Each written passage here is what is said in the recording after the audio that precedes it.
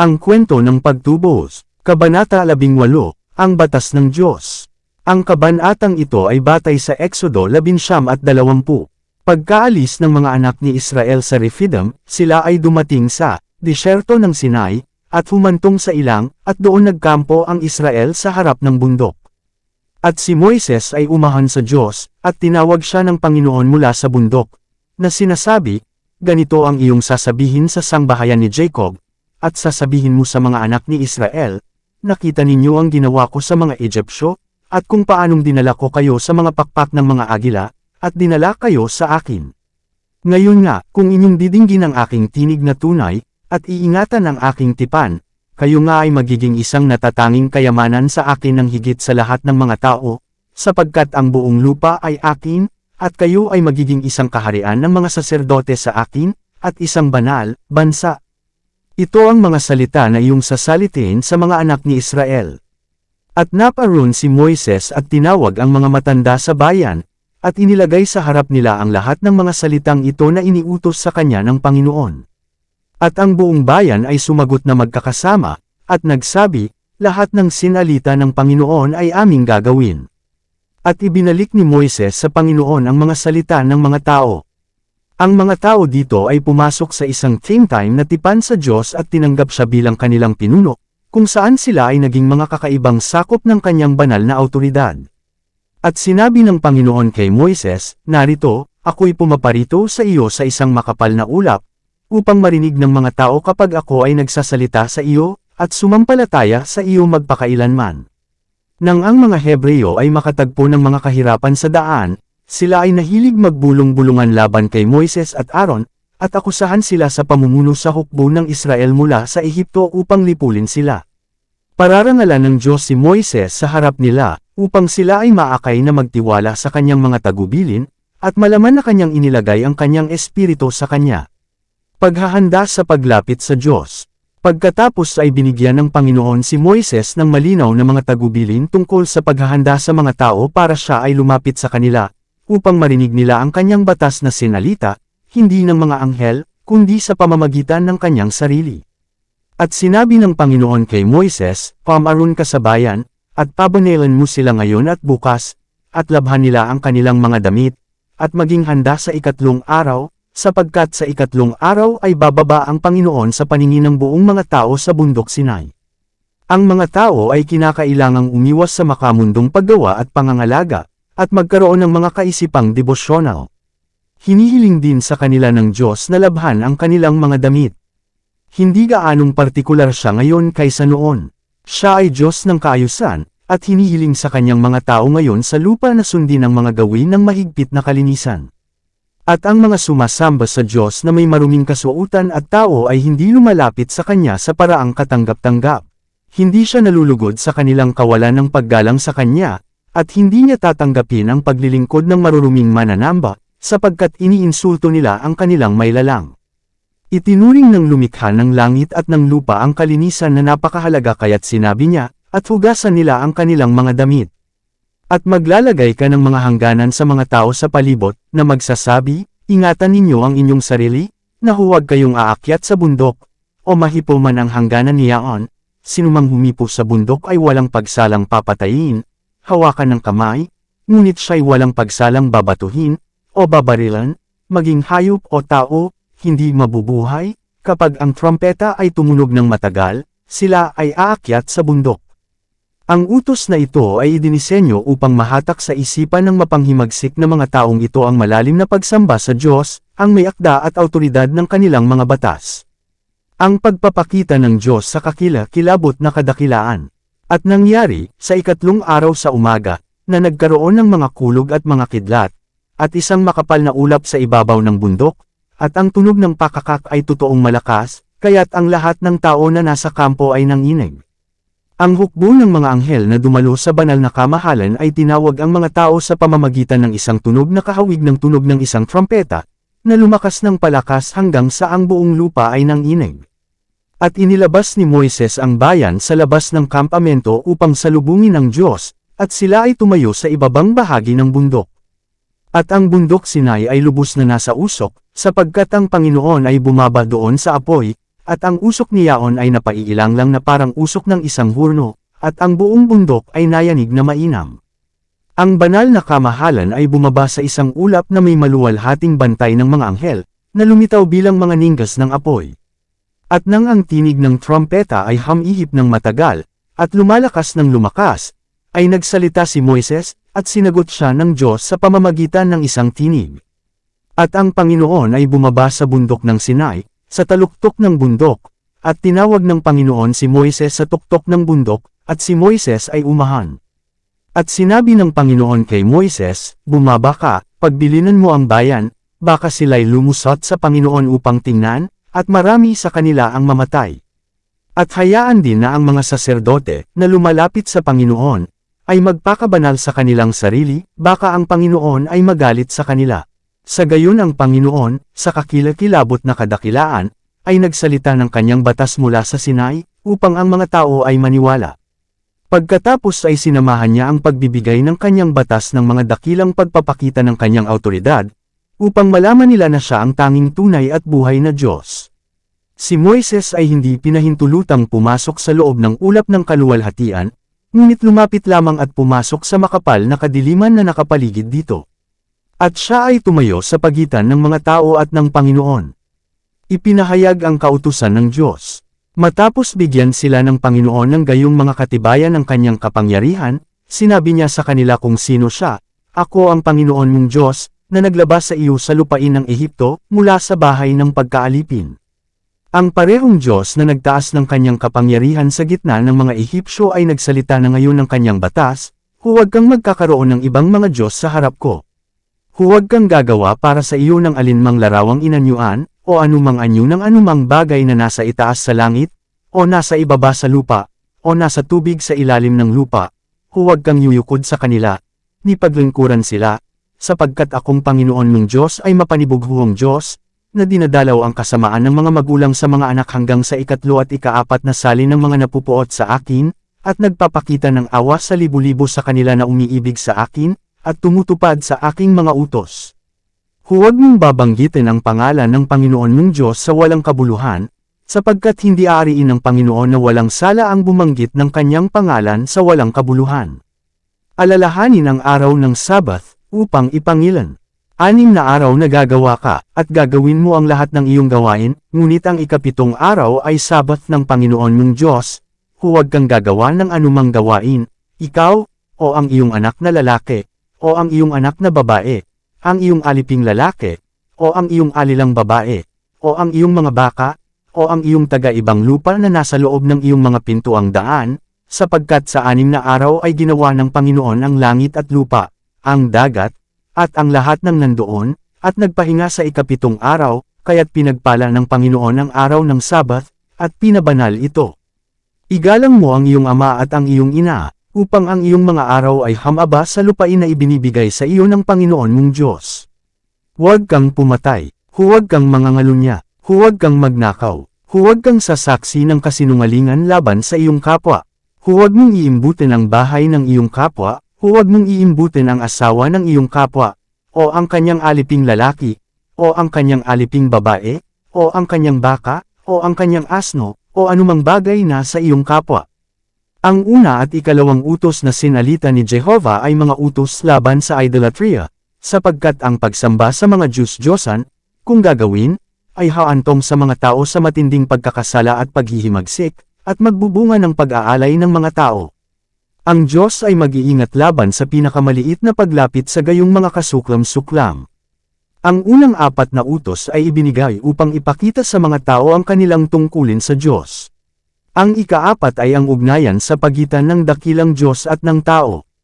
Ang Sabbath, lalo na, ay ibinigay para sa kapakinabangan ng tao at para sa karangalan ng Diyos. Ang huling 6 na tuntunin ay nagpapakita ng tungkulin ng tao sa kanyang kapwa. Ang Sabbath ay magiging tanda sa pagitan ng Diyos at ng kanyang mga tao magpakailanman. Sa ganitong paraan ito ay magiging isang tanda, lahat ng dapat tumupad sa Sabbath, na ipinapahiwatig ng gayong pangingili na sila ay mga mananamba ng buhay na Diyos, ang lumikha ng langit at lupa. Ang Sabbath ay dapat maging tanda sa pagitan ng Diyos at ng kanyang mga tao hanggat mayroon siyang mga tao sa lupa upang maglingkod sa kanya. At nakita ng buong bayan ang mga kulog, at ang mga kidlat, at ang ingay ng pakakak, at ang bundok na umuusok, at nang makita ng mga tao, sila'y nanghina, at tumayo sa malayo. At sinabi nila kay Moises, magsalita ka sa amin, at aming didinggin, ngunit huwag magsalita ang Diyos sa amin, baka kami ay mamatay. At sinabi ni Moises sa bayan, huwag kayong matakot, sapagkat naparito ang Diyos upang subukan kayo, at upang ang kanyang pagkatakot ay mapasa inyong mga mukha, upang kayo'y huwag magkasala. At ang mga tao ay tumayo sa malayo, at si Moises ay lumapit sa salimuot na kadiliman na kinaroroonan ng Diyos. At sinabi ng Panginoon kay Moises, ganito ang sasabihin mo sa mga anak ni Israel, nakita ninyo na nakipag-usap ako sa inyo mula sa langit. Ang marilag na presensya ng Diyos sa Sinai, at ang mga kaguluhan sa lupa na dulot ng kanyang presensya, ang nakakatakot na mga kulog at mga kidlat na kasama ng pagdalaw na ito ng Diyos, ay labis na humanga sa mga isipan ng mga tao ng takot at paggalang sa kanyang sagradong kamahalan na likas nilang iginuhit, pabalik mula sa kakilakilabot na presensya ng Diyos, baka hindi nila matiis ang kanyang kakilakilabot na kaluwalhatian. Ang panganib ng idolatry. Muli, babantayan ng Diyos ang mga anak ni Israel mula sa idolatry. Sinabi niya sa kanila, huwag kayong gagawa kasama ko ng mga Diyos na pilak, ni gagawa para sa inyo ng mga Diyos na ginto. Nanganganib silang tularan ang halimbawa ng mga Ehipsyo, at gumawa sa kanilang sarili ng mga larawan upang kumatawan sa Diyos. Sinabi ng Panginoon kay Moises, narito, sinusugo ko ang isang anghel sa unahan mo, upang ingatan ka sa daan, at upang dalhin ka sa dakong aking inihanda. Mag-ingat sa kanya, at sundin ang kanyang tinig, huwag mo siyang galitin, sapagkat hindi niya patatawarin ang inyong mga pagsalangsang, sapagkat ang aking pangalan ay nasa kanya. Ngunit kung talagang didinggin mo ang kanyang tinig, at gagawin ang lahat ng aking sinasalita, kung magkagayo'y magiging kaaway ako sa iyong mga kaaway, at kalaban sa iyong mga kalaban. Sapagkat ang aking anghel ay mauuna sa iyo, at dadalhin ka sa mga Amoreo, at sa mga Hethyo, at sa mga Pereza, at sa mga Kananiyo, sa mga Hevo, at sa mga Jebuso, at aking ihihiwalay sila. Ang anghel na nauna sa Israel ay ang Panginoong Jesu Kristo. Huwag kang yuyukod sa kanilang mga Diyos, ni maglilingkod sa kanila, ni gagawa ng ayon sa kanilang mga gawa, kundi yung lubos na ibabagsak sila, at lubos mong ibabagsak ang kanilang mga larawan. At kayo'y maglilingkod sa Panginoon ninyong Diyos, at kanyang pagpapalain ang iyong tinapay, at ang iyong tubig, at aalisin ko ang karamdaman sa gitna mo. Exodo Kapitulo 23 versikulo 24-25. Nais ng Diyos na maunawaan ng kanyang mga tao na siya lamang ang dapat nilang sambahin, at kapag nagtagumpay sila sa mga bansang sumasamba sa Diyos-Diyusan sa paligid nila, hindi nila dapat pangalagaan ang alinman sa mga imahen ng kanilang pagsamba, kundi lubusang sirain ang mga ito. Marami sa mga pag-anong Diyos na ito ay napakamahal, at magaganda ang pagkakagawa, na maaaring makatukso sa mga nakasaksi ng pagsamba sa mga Diyos-Diyosan, na karaniwan sa Ehipto, na igalang ang mga walang kabuluhang bagay na ito ng may kaunting paggalang. Nais ng Panginoon na malaman ng kanyang mga tao na ito ay dahil sa pagsamba sa mga Diyos-Diyosan ng mga bansang ito, na umakay sa kanila sa bawat antas ng kasamaan, nagagamitin niya ang mga Israelita bilang kanyang mga instrumento upang parusahan sila at sirain ang kanilang mga Diyos. Aking ipadadala ang aking takot sa unahan mo, at aking lilipulin ang lahat ng mga tao na iyong paroroonan, at aking itatalikod sa iyo ang lahat ng iyong mga kaaway. At ako'y magsusugo ng mga putakti sa unahan mo, na magpapalaya sa Hevo, sa Kananiyo, at sa Hethyo, sa harap mo. Hindi ko sila palalayasin sa harap mo sa 1 taon, baka ang lupain ay maging tiwangwang, at ang hayop sa parang ay dumami laban sa iyo. Unti-unti ko silang palalayasin sa harap mo, hanggang sa ikaw ay dumami, at iyong manahin ang lupain. At aking ilalagay ang iyong mga hangganan mula sa dagat na mapula hanggang sa dagat ng mga Filisteo, at mula sa ilang hanggang sa ilog, sapagkat aking ibibigay ang mga nananahan sa lupain sa iyong kamay, at iyong palalayasin sila sa harap mo. Huwag kang makikipagtipan sa kanila, o sa kanilang mga Diyos. Sila'y hindi tatahan sa iyong lupain, baka sila ay magkasala sa iyo laban sa akin, sapagkat kung ikaw ay maglilingkod sa kanilang mga Diyos, ito'y tunay na magiging isang silo sa iyo. Exodo Kapitulo 23 versikulo 27 hanggang 33. Ang mga pangakong ito ng Diyos sa kanyang mga tao ay nasa kondisyon ng kanilang pagsunod. Kung lubusang paglilingkuran nila ang Panginoon, gagawa siya ng mga dakilang bagay para sa kanila. Matapos matanggap ni Moises ang mga paghatol mula sa Panginoon, at may sulat ang mga ito para sa mga tao, gayon din ang mga pangako, sa kondisyon ng pagsunod, sinabi ng Panginoon sa kanya, umakyat ka sa Panginoon, ikaw, at si Aaron, si Nadab, at si Abiho, at 70 sa mga matatanda ng Israel, at sumamba kayo sa malayo. At si Moises lamang ang lalapit sa Panginoon, ngunit hindi sila lalapit, niyang bayan ay aahon na kasama niya. At si Moises ay naparoon at isinaysay sa bayan ang lahat ng mga salita ng Panginoon, at ang lahat ng mga kahatulan, at ang buong bayan ay sumagot ng isang tinig, at nagsabi, lahat ng mga salita na sinabi ng Panginoon ay aming gagawin. Exodo Kapitulo 24 versikulo 1 hanggang 3. Isinulat ni Moises, hindi ang 10 utos, kundi ang mga kahatulan na nais ng Diyos na kanilang tuparin, at ang mga pangako sa kondisyon na sila ay susunod sa Kanya. Binasa niya ito sa mga tao, at nangako sila sa kanilang sarili na susundin ang lahat ng salita na sinabi ng Panginoon. Pagkatapos ay isinulat ni Moises ang kanilang theme time na pangako sa isang aklat at nag-alay ng hain sa Diyos para sa mga tao. At kinuha niya ang aklat ng tipan, at binasa sa pakikinig ng mga tao, at kanilang sinabi, lahat ng sinabi ng Panginoon ay aming gagawin, at aming susundin.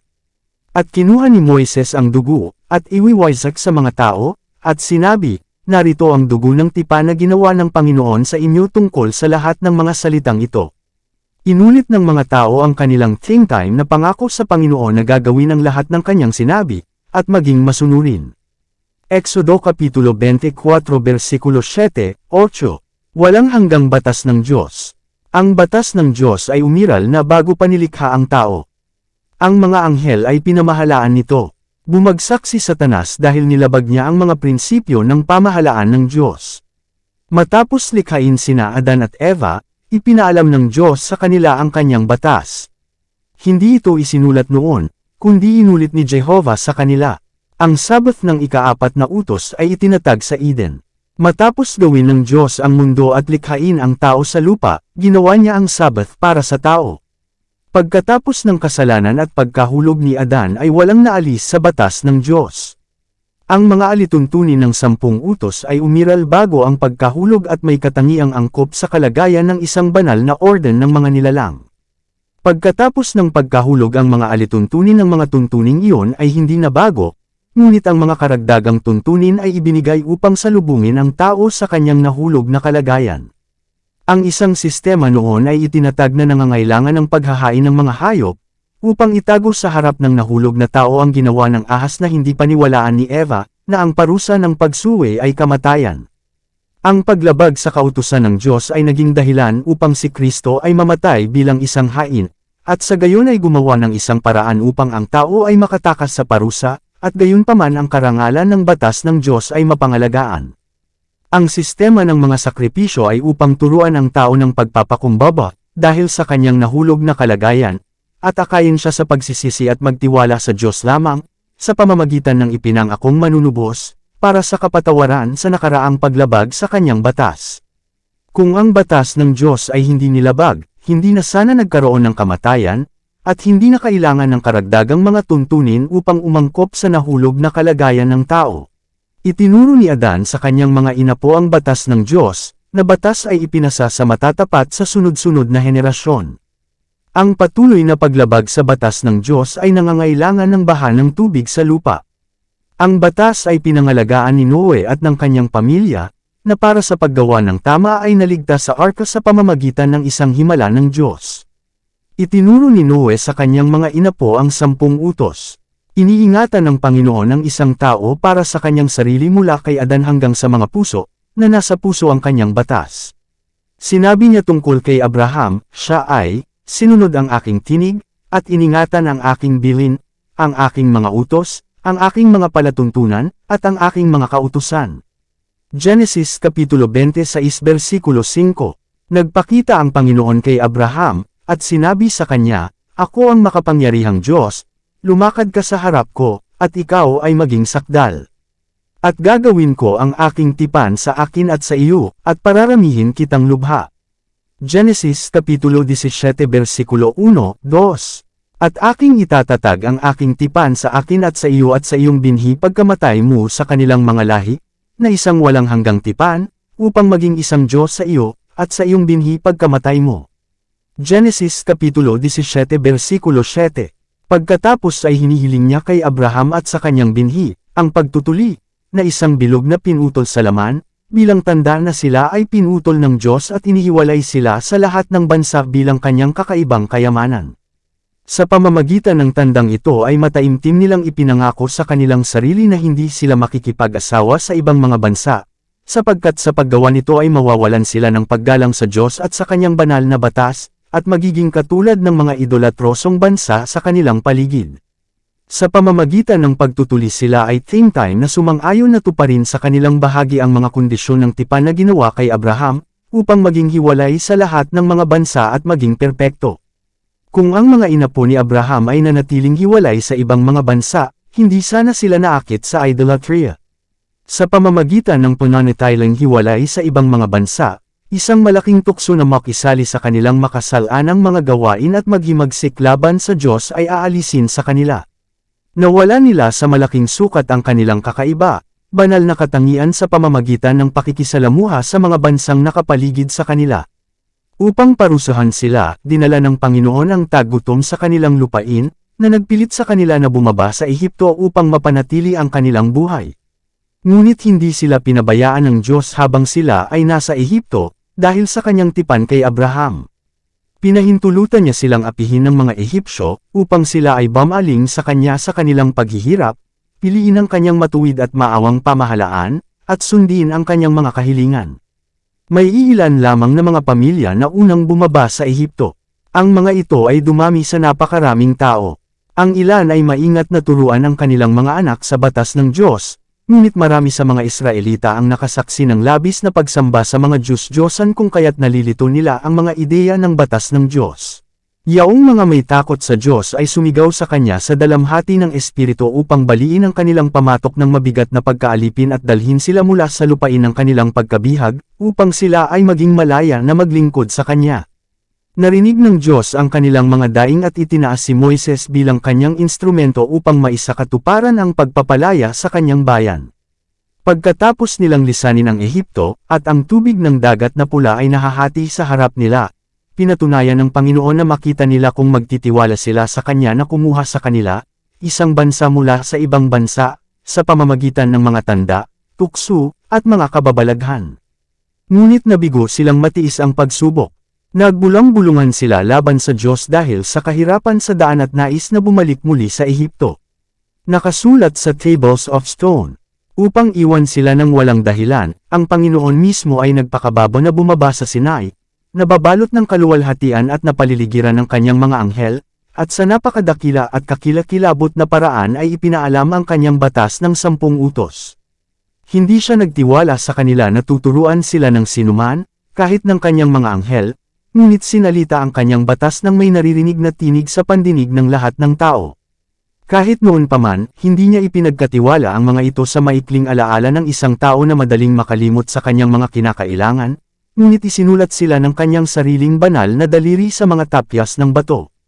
Aalisin niya sa kanila ang lahat ng posibilidad na makihalubilo sa kanyang mga banal na tuntunin ang anumang tradisyon, o malito ang kanyang mga kahilingan sa mga gawain ng mga tao. Pagkatapos ay lumapit pa siya sa kanyang mga tao, na napakadaling naligaw, at hindi sila iiwan ng 10 tuntunin lamang ng Dekalogo.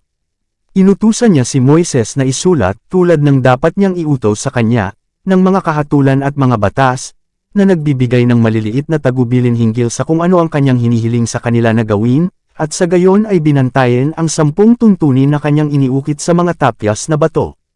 Ang mga tiyak na mga tagubilin at mga kinakailangan na ito ay ibinigay upang maakit ang nagkakamali na tao sa pagsunod sa batas moral, na napakahilig niyang lumabag. Kung sinunod ng tao ang batas ng Diyos, tulad ng ibinigay kay Adan pagkatapos ng kanyang pagkahulog, na iniingatan ni Noe sa arka, at sinunod ni Abraham, hindi na sana kailangan ang ordinansa ng pagtutuli.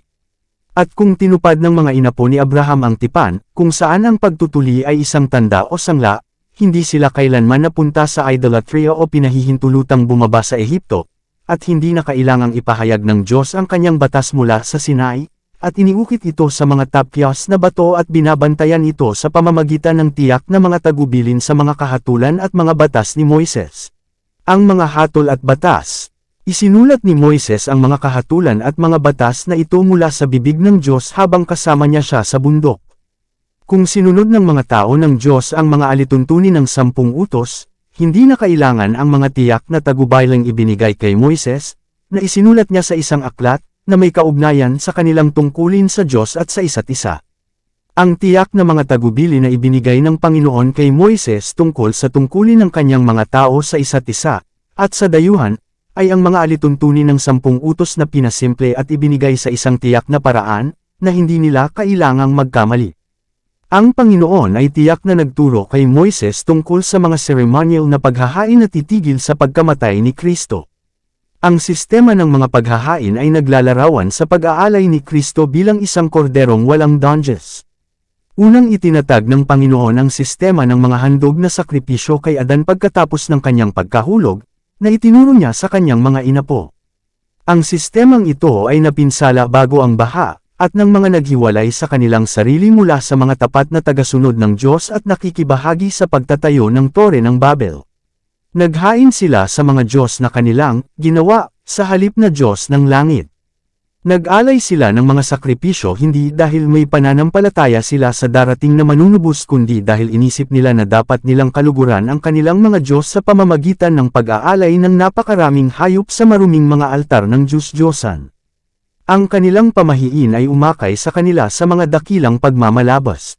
Itinuro nila sa mga tao na kung mas mahalaga ang sakripisyo ay higit na kasiyahan ang ibibigay nito sa kanilang mga Diyos-Diyosan, at mas higit ang kasaganaan at kayamanan ng kanilang bansa. Kaya naman, ang mga tao ay madalas na inihain sa mga walang katuturang Diyos-Diyosan na ito. Ang mga bansang iyon ay may mga batas at regulasyon upang kontrolin ang mga aksyon ng mga tao, na malupit sa sukdulan. Ang kanilang mga batas ay ginawa ng mga yaong ang mga puso ay hindi pinalambot ng biyaya, at habang nilalampasan nila ang mga pinakamasamang krimen, isang maliit na pagkakasala ang maghahatid ng pinakamalupit na parusa mula sa mga may awtoridad. Nasa isip ito ni Moises nang sabihin niya sa Israel, "Narito, itinuro ko sa inyo ang mga palatuntunan at mga kahatulan, gaya ng iniutos sa akin ng Panginoon kong Diyos, na inyong gawin sa lupain na inyong paruroonan upang ariin.